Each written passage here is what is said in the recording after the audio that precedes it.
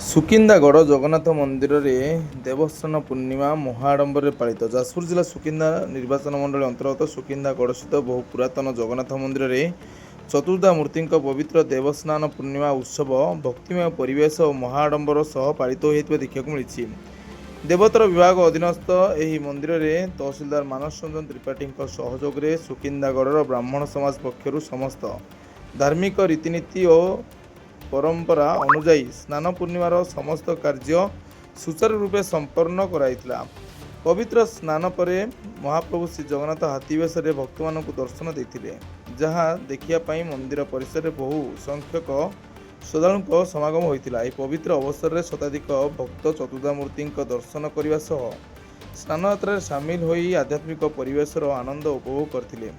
ଉତ୍ସବକୁ ସୁଚାରୁ ରୂପେ ସମ୍ପନ୍ନ କରିବାରେ ସୁକିନ୍ଦାଗଡ଼ର ବ୍ରାହ୍ମଣ ସମାଜ, ସ୍ଥାନୀୟ ସେବାୟତ ଏବଂ ସହଯୋଗୀମାନଙ୍କ ଭୂମିକା ପ୍ରଶଂସନୀୟ ଥିଲା।